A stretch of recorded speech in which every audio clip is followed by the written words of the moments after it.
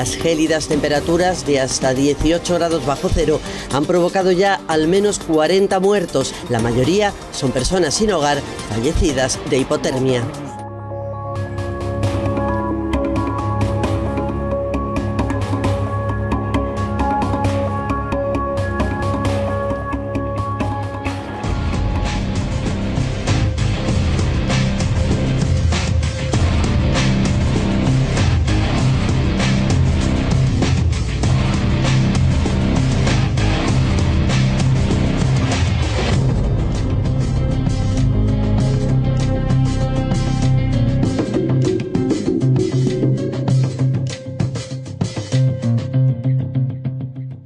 This is the 5th largest natural gas storage facility in the United States, the largest in the western United States.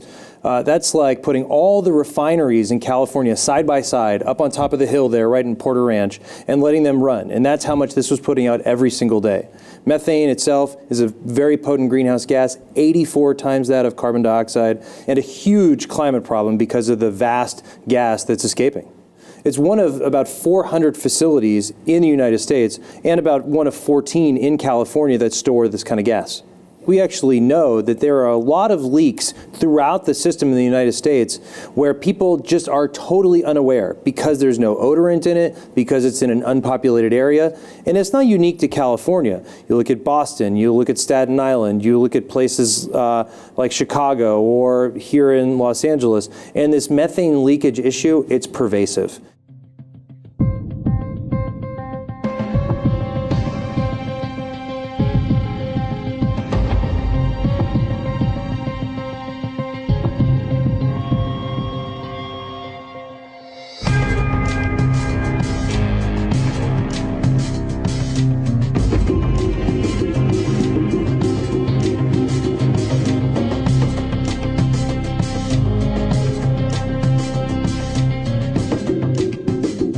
In the face of this disaster, thousands of Porter Ranch residents have fled their homes to escape the dizziness, illness, and fatigue caused by the leaking gas. I mean, if Southern California Gas, the company that owns the leaking well, first reported the leak back in October, why did California wait until January to declare a state of emergency? There used to be an oil field, so they extracted the oil from it. There is an empty oil dome now under that field, and the Southern California Gas has been using that empty oil dome to store gas in. In 1979, 36 years ago, the company learned that gas safety valve had broken. So they decided simply to remove it. But they told the regulatory agency, which is called DOGGR, the Department of Oil, Gas, Geothermal Resources, they told them that they had replaced that safety valve. But they hadn't. In order to save money, they just took it out. So there was no fail-safe. At least 30,000 residents who have been affected, and that gas is sitting on top of their schools, their hospitals, their clinics, their jobs, their animals are dying, and their children are getting sick. They're suffering nosebleeds, they're suffering terrible, debilitating migraine headaches, asthma attacks, respiratory infections, eye infections, ear infections. So this is a global crisis, because not only do you have methane, but you have benzene, toluene, xylene, which are carcinogenic. You have hydrogen sulfide, sulfur dioxide, which are neurotoxic. There's also a lot of radon gas now being measured in the area. The main thing for people to do right now is to take care of their health and get out of that area if they smell that gas.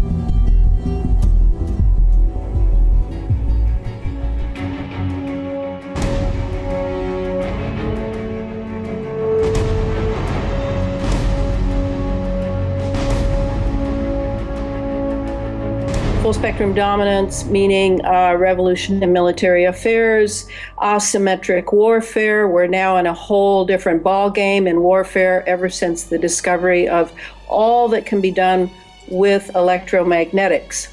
So full spectrum dominance, C4 is another term used, bandied about by the military. That's command, control, communications, and cyber warfare. The C4 domination of the electromagnetic spectrum, all the way from radio waves to gamma rays. And so if you look at it, our little band on the spectrum is just so tiny, what we can see, what we can perceive with our five senses. But there is so much more. And that is my hope is when I wrote the book, I wanted to, first of all, kill forever the ridiculous idea that chemtrails is a conspiracy theory. I also wanted to show how chemtrails and HAARP work together and how they each need each other. The experiments were very successful for the military. They were able to see how they should conduct their other agendas. And now we have ionospheric heaters all over the world. In fact, not just stationary. We have them on, they're mobile, and we have NEXRADs, radar installations on military bases galore around the world. So what is really being set up now with the chemtrails HAARP instrumentality, which is a global instrument, not to think Alaska anymore, what we have is a space fence. The interesting thing about all of these global instruments is how do they work together? Well, they need that grid. They need a grid upon which to build their operations, whether they're weather operations or weather warfare, whatever they are, targeting of individuals, targeting of entire cities, entire small nations. What was needed, what was essential to this space fence grid, and I call it a lockdown of the planet, was to ionize our atmosphere and keep it ionized. Now, an ionized atmosphere means it's battery ready, it's electric, it's ready to go for any military operation that there might be, including communications, but other things. I remember very well when Iran had a drought that seriously crippled the country just 3 or 4 years ago. And they came right flat out and said it was weather warfare from the United States. So it is a way to muscle countries into obedience. It is a way to threaten countries to go along with your program. It's also a way to make money, and that has to do with weather derivatives. We now have a term for what we're seeing. We're seeing the creation of disasters to make money. Mm-hmm. And I think right away of poor New Orleans and Katrina. When I saw that they bought up the National Weather Service and do the reporting for NOAA, and that Lockheed Martin forecasts modeling for the FAA, I got the picture. When Edward Snowden made the announcement of something I'd known for a decade was in place about the surveillance, that's really what the space fence is primarily about, surveillance. They want to be able to have access to anyone, anywhere, any place, anytime, 24/7. It's about AI. It's about the role of artificial intelligence in the future world that is now being constructed. So, if you can send at a frequency, you can pulse something, you can affect all sorts of things, because everything in the body, including the endocrine system, the brain, tissues, muscles, etc., everything has its own frequency.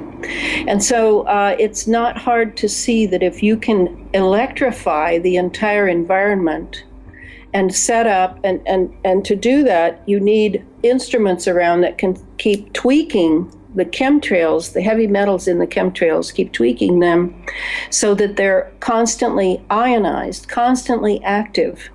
Then you can set up a world in which we are all part of that electric grid. We are part of what they love to call the hive mind. They don't have to necessarily zap our brains because of cyclotron resonance. We're resonating with whatever that pulse is in our environment. We resonate. We're built that way. We can see now what the elite are and aren't. I find that to be really positive. It may not feel good that our illusions are just falling one after the other, but this is how consciousness grows, is by releasing your illusions and confronting your time.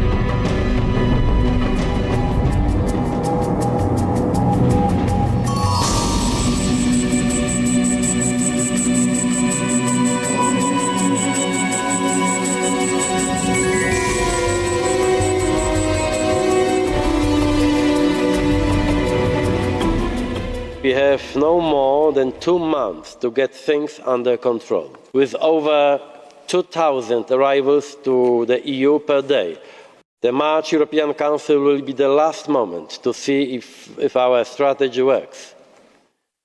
If it doesn't, we will face grave consequences such as the collapse of Schengen.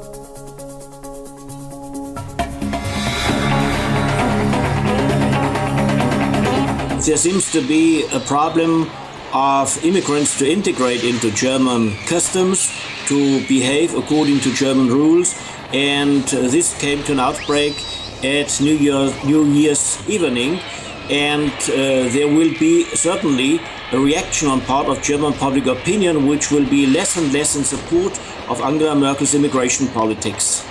there is a certain tendency of benevolence towards immigrants in Europe, and it is good that we have this attitude towards immigrants. Nevertheless, in the course of time, it could no longer be overlooked that this immigration creates problems. And although for a long period of time criminal acts on part of immigrants have been not reported adequately in the newspapers, now such behavior, in particular on New Year's evening, has got such a dimension that news coverage is simply obligatory, and this is why we find news coverage of this behavior not only from Germany but from Finland, Switzerland, Austria and so on. What we have to do is to limit the influx of refugees to Europe, because otherwise we will one day face a problem which we can no longer tackle. We know that in the Muslim countries, the role of females is quite a different one from the Western societies. The basic question is, do we want to change our cultural patterns, or do we want to control the, so to speak, influx of foreign cultural patterns?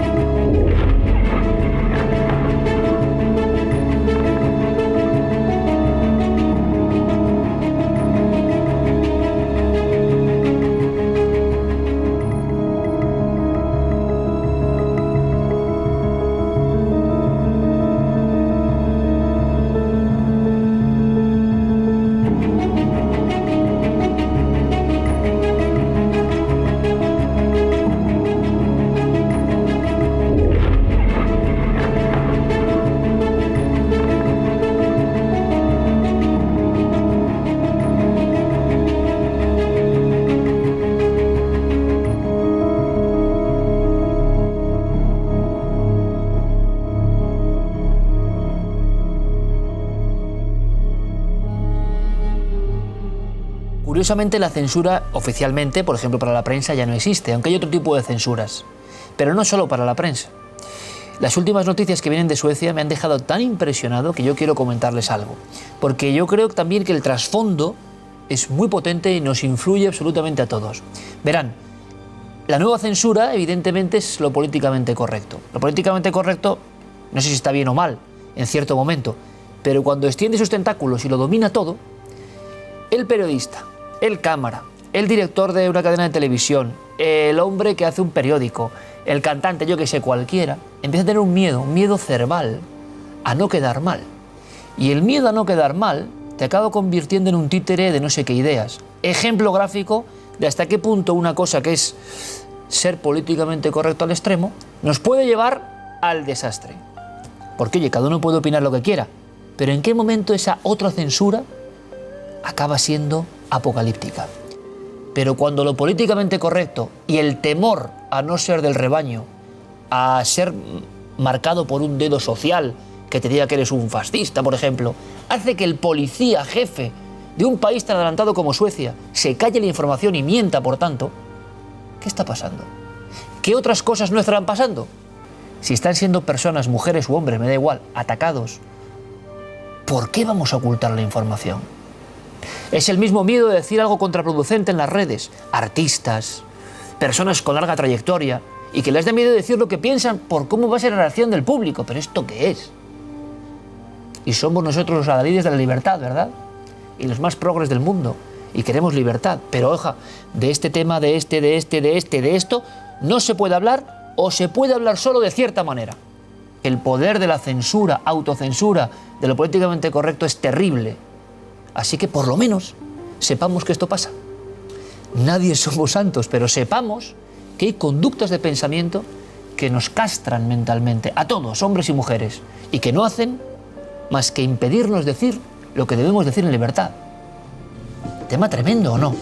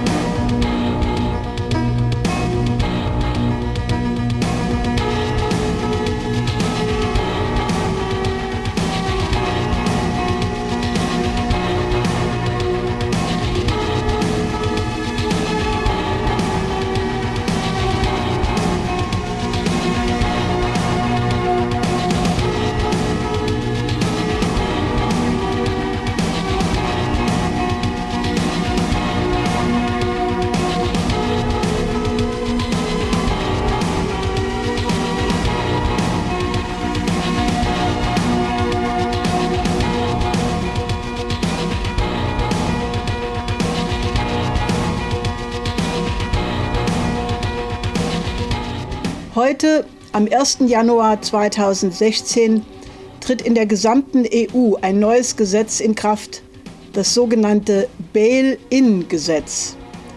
Das Bail-in-Gesetz besagt, dass im Falle der Insolvenz der Banken Konteninhaber und Anteilseigner enteignet werden, um die Banken zu rekapitalisieren, die eigentlich geschlossen werden sollten. Das ist schlicht und einfach Diebstahl.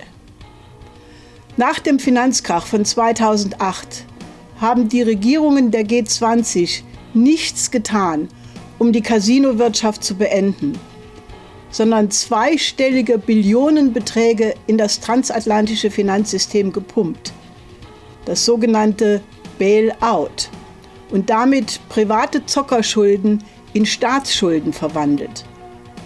Heute sind die Too-Big-to-Fail-Banken, also die angeblich zu groß sind, um sie pleite gehen zu lassen, um rund 40% größer. Und ein neuer Finanzkrach ist bereits im Gang.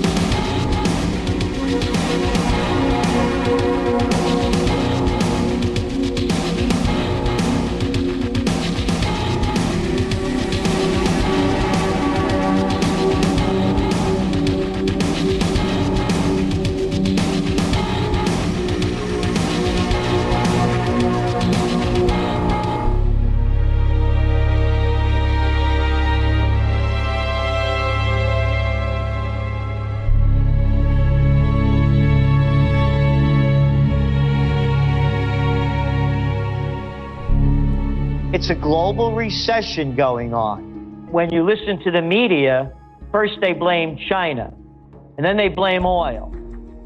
It's one of our top trends of 2016. That's why commodity prices are falling. It's not only China, it's a lack of demand around the world, and it's a very simple equation. Far too few have much too much, and far too many have much too little. We all know about the 0.01% that controls the world's wealth, and I'm not making that number up. You have 85 people that have more dough than half the world's population, or 3.25 billion people. They can take the people to war very easily. You've heard me say this before. When all else fails, they take you to war. And that is going to be the end game unless we change it. There is no stopping this economic decline. It should have happened, but it was stopped after the panic of 2008 because of all of the cheap money that they threw into the system with quantitative easing, a word and a system made up that never happened before, and zero interest rate policy. So now they've run out of tools. And the other fact of it is that the wealth created since the panic of 2008, 95% of it went to the 1%. So what we're looking at is the worst oil collapse since OPEC really became OPEC, 1970s. Now we have to put it together into where we're going. Look what's going on in the Middle East. These dictatorships that they like to call the kings and the emirs, these countries are in deep trouble. Remember, now we're looking at oil at around $29 a barrel. Saudi Arabia needs $100 a barrel just to break even. The Middle East has exploded. It's not about to explode, it has exploded. It just hasn't made the news, just as the financial crisis that we're going through now in the equity markets has not. With the conditions going on now in the equity markets and the reality of a major crash happening, coupling on that, if there is, quote, a terrorist strike, false flag or real, you may not be able to get your money because they'll call, quote, a bank holiday. You can't get your money, and they'll devalue it. And they're devaluing currencies around the world. Prepare for the worst is my motto. If the worst doesn't happen, you lose nothing. Yeah. If the worst happens, you can lose everything.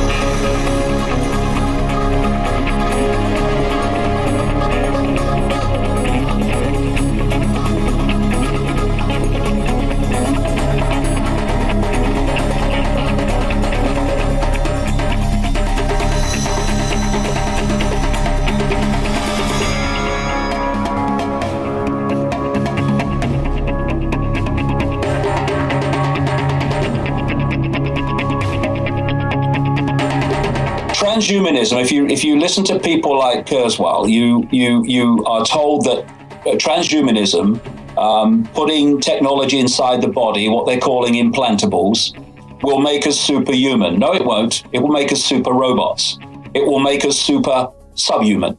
We're seeing what I call the totalitarian tiptoe of assimilating human minds into technology. It's one major stepping stone to this is what is now a global addiction to smartphone technology, where we're losing the young generation. This guy, Ray Kurzweil, this Google executive who is the spokesman for Frankenstein, he has said that not too far into what we call the future, that most human thinking will be done from the cloud. What we're looking at is what I've been writing about for years, what I call the technological sub-reality. That's what he's calling the cloud. It's a Wi-Fi, if you like, a massive Wi-Fi cloud, a massive Wi-Fi technological sub-reality in the region of the planet that humans live in.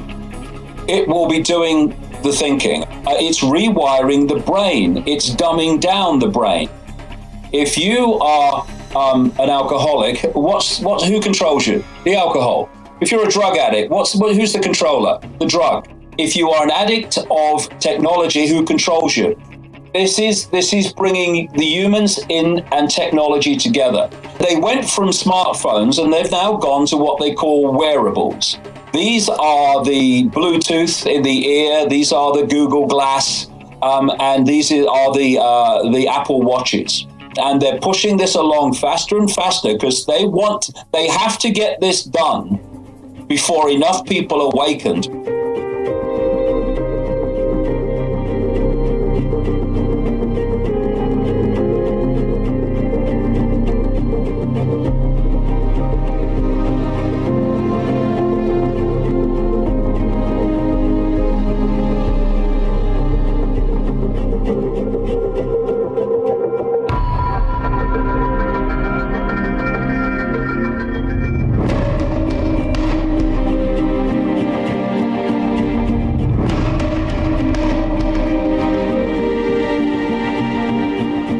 Bei mir im Studio begrüße ich Zukunftsforscher Oskar Villani. Schönen guten Abend. Hallo.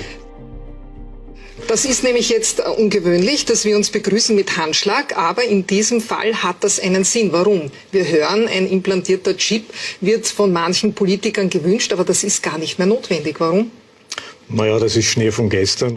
Ich habe Ihnen da jetzt gerade ein paar hundert Mikrochips in die Hand gegeben. Die werden für die nächste Woche bis 14 Tage an Ihrer Hand kleben. Aber meine Hand ist leer. Ja, das sehen Sie nicht. Die sind ganz winzig klein. Wenn Sie genau schauen, werden Sie sie schon sehen. Die sind so ein Viertel so dick wie ein menschliches Haar. Was würde man jetzt damit wissen von mir? Ich kann Sie damit rund um die ganze Welt verfolgen. In weiterer Folge könnte ich auch so Dinge wie Ihren Blutdruck messen, Ihren Zuckerhaushalt, ein paar biometrische Daten, das ist schon drinnen.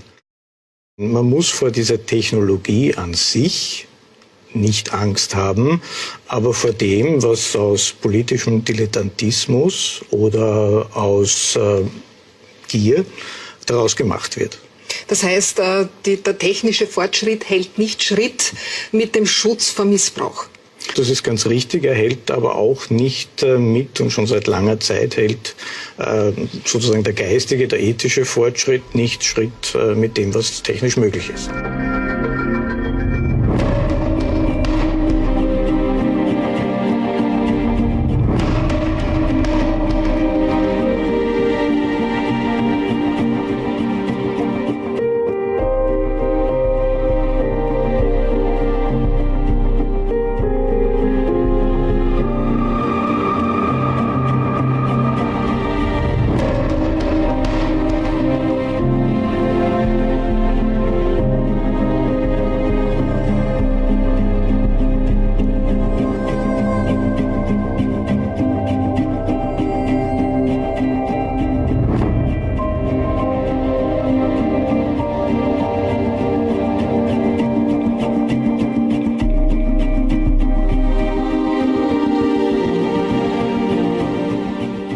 It has been going on actually officially since 50s. 53, CIA was putting electrodes into the brain and teeth of people, so-called Project Moonstruck.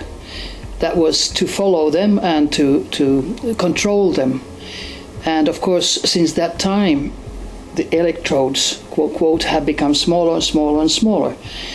But it's usually done with the vaccinations, because already in Vietnam War, the soldiers, Americans, were chipped in the vaccinations, and in Iraqi First War they were also already chipped, and they were even given orders when they had the chip in the body through the satellites and through their supercomputers. They were given orders straight into the brain, and this is verified. I mean, this is just a fact. And now they're putting it into the civilian population, like with the swine flu vaccine, and with many other ways. They can put them into drinks, they can put them into the food, into the meat, whatever. The aim is to get every single person on this planet to be microchipped. Well, nobody officially in the mass media says what happens when you're microchipped. They have different programming for different people. Some people are programmed just to be observed, what they're doing, and their reactions to certain things. Some people are programmed to hear voices in their head. That's called synthetic telepathy. Then some people can be programmed to become totally insane and start shooting in their schools or the shopping centers people whom they don't even know. And then if it's delta programming, they are also programmed to shoot themselves, so you don't have any evidence. And that is a weapon. A microchip is a weapon when it's beamed with electromagnetic beams, and then it makes you act however you are programmed to do. So it's very, very negative. But this is never coming out in the mass media. It's only the positive effects. You know, if you're paralyzed, you can be walking again. If you're blind, you can see again. If you're deaf, you can hear again. Yeah. But your private life is totally gone for the rest of your life, because they can see with your eyes, they can hear with your ears, and they can influence you. And they can influence your dreams, your subconscious, and they can read all your thought signals. They want to observe and they want to control. And who do they want to control? It's not just the military, but all the leaders. Leaders of the world. And the leaders of the world meet in Bilderberger meetings or Trilateral Commission or Aspen Institute or wherever. Now, do you think that they would skip for being microchipped? No, of course not. But maybe their microchipping is a different programming than the rest of us.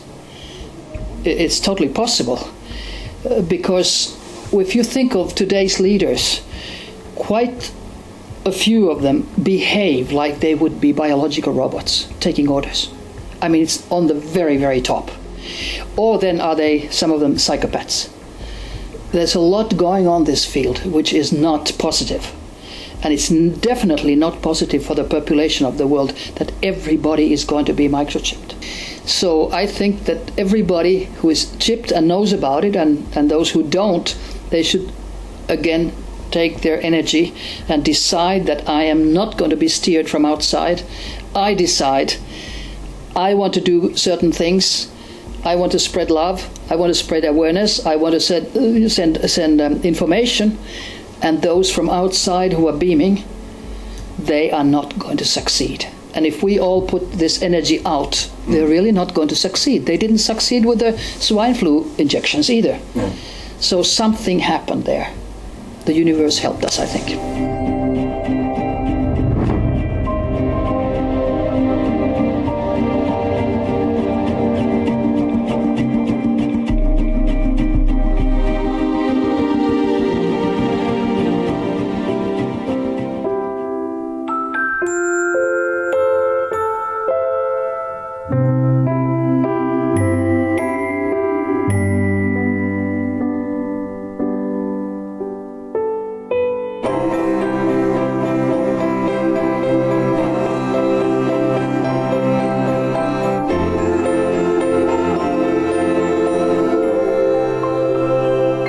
got very young children thinking it's okay to tag things that are precious to them. So you can imagine the conversation going something like, well, Mummy, you tag my teddy, and I love my teddy. Why don't you tag me? Do you not love me? And that deep psychological sort of, it's okay to tag things that you love because that's how we operate in society. But I wouldn't be at all surprised if there was some sort of government or industry hand in this.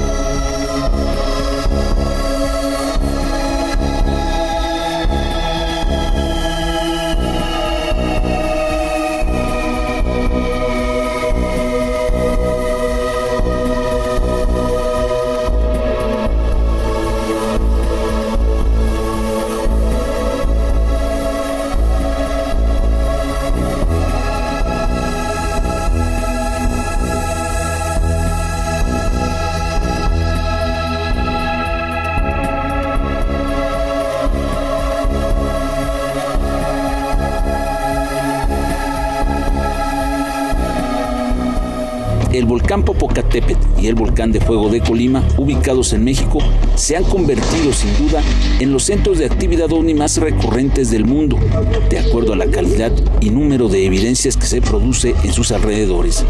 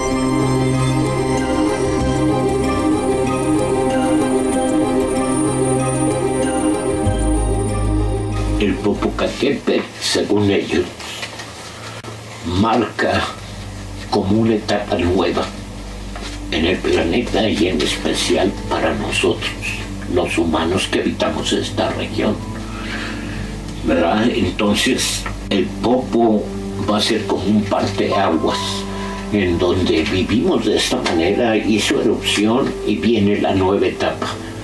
Pero tiene que ser en su momento, ni antes ni después.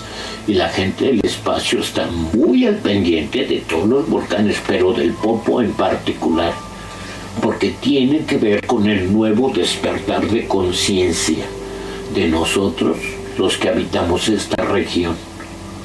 Continuamente están sacando esa información y se refiere a ciertos seres que son los Anunnakis.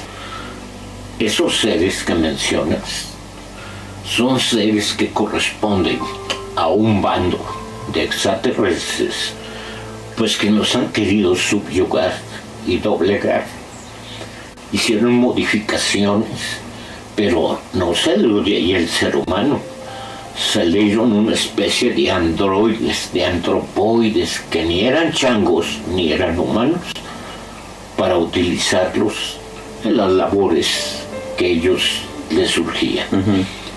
Hay seres que continúan tratando de que el ser humano no se libere de condicionamientos hipnóticos y mentales para que deje de vivir con las costumbres que nos han impuesto.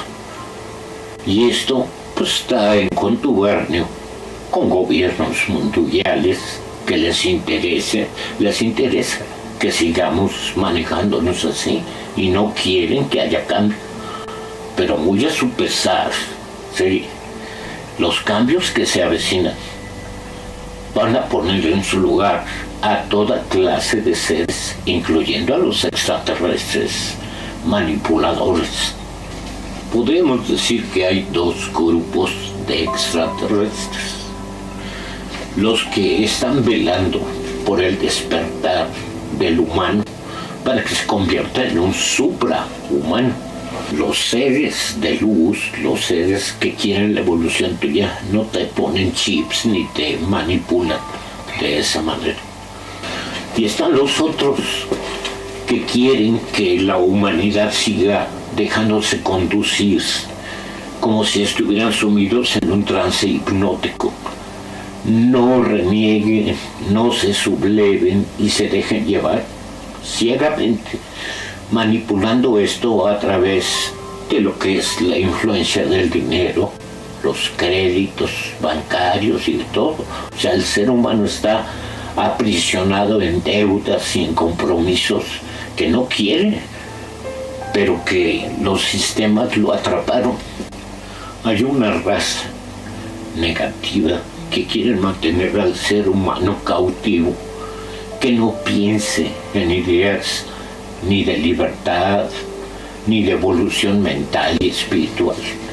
Por eso los duermen con fútbol, con béisbol, con películas, con cosas, y sobre todo películas de gente alienígena que viene a dominarnos, para que tengamos temor y no aceptemos ayuda de los seres que sí nos quieren dar la mano.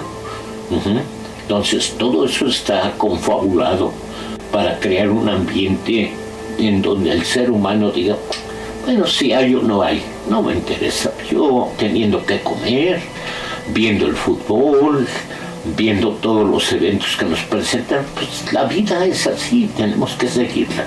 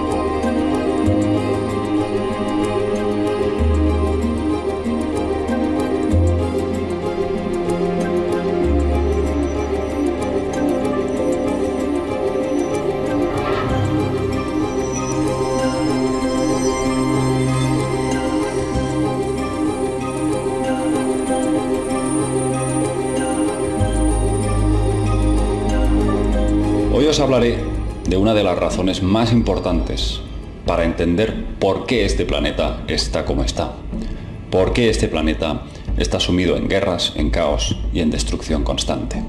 Y se trata precisamente para reducir la vibración de la Tierra.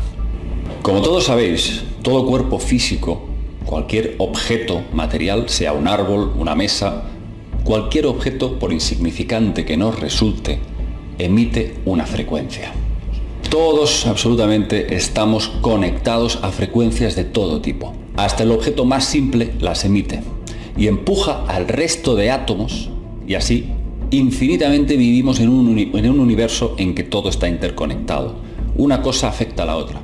En efecto cadena. Imaginaos lo que es vivir en un planeta como el nuestro. La gigantesca vibración de su campo electromagnético nos afecta de forma determinante a cada una de nuestras células. El tiempo, nos dicen algunos expertos, parece como que se está acelerando. ¿Quién de vosotros no ha percibido en los últimos años como si el tiempo transcurriera más deprisa? Esto es un hecho. Es decir, nuestra percepción es que transcurren 16 horas, no 24. Algunos expertos aseguran que esto forma parte de un ciclo cósmico en el que la Tierra se alinea con otras vibraciones cósmicas que la afectan. Algunos aseguran que nos encontramos dentro de una especie de cinturón de fotones de alta densidad de partículas.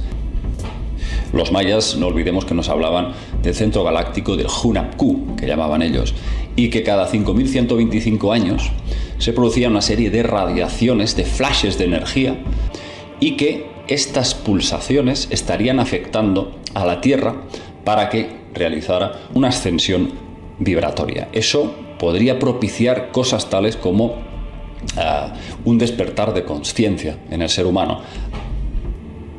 El hombre probablemente activaría esas famosas 12 hélices, las 12 hebras de su ADN, y se elevaría hacia un estado en el que podría crear como una especie de cuerpo de luz.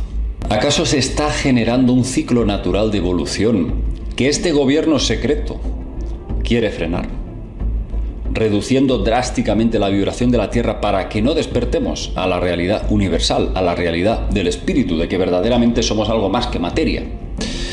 Todos los seres vivos, de forma natural, generamos esta poderosísima influencia. Como dije antes, una vibración afecta a la otra en cadena, y ellos lo saben.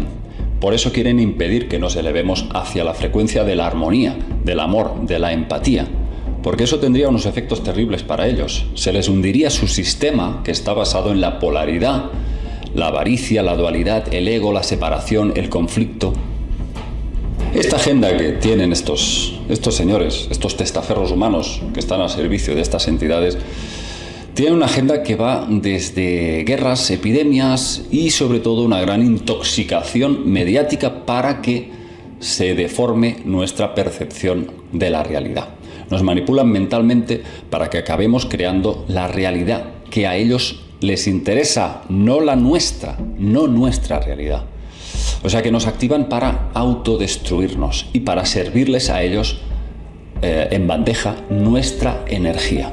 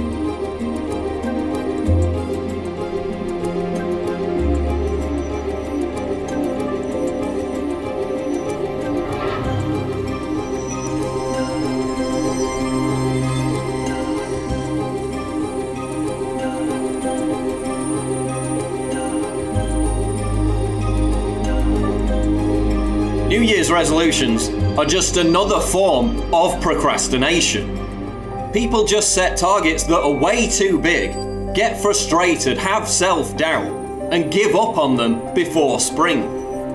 You need to break up your goals into tiny pieces so that each one is within reach. And how about you start off with doing something that's achievable right now, in this instant? Why can't we begin by just being more thoughtful and respectful towards each other? As Anthony Gucciardi points out, why can't we carry that holiday spirit into the rest of the year? Why does it only apply for a few days? It's the holiday time. Try to be a little bit nicer. Can you imagine what would happen if we extended this holiday spirit to every single day? There's no holiday spirit. There's the human spirit. There's actually caring about people. We just choose to express these sides sometimes only during the holidays, only during Christmas. Look, instead of drowning out the crushing reality of how utterly pointless your life is by self-medicating with booze, drugs, and vapid entertainment, why not address the source of the problem? You're constantly inebriated because you're trying to distract yourself from the voice of conscience. You're so desperate to create enough noise so that you no longer have to hear the resonance of your true human spirit. A resonance that demands you fill your life with meaning based on having principles and striving towards something authentic. A rejection of self-defeating nihilism, hedonism, and debauchery. And that doesn't mean that you can't have fun, but you've got to earn it. And you don't earn it by just creating vague, meaningless lists that you're just going to end up ignoring anyway. You don't earn it by drowning out the voice of conscience.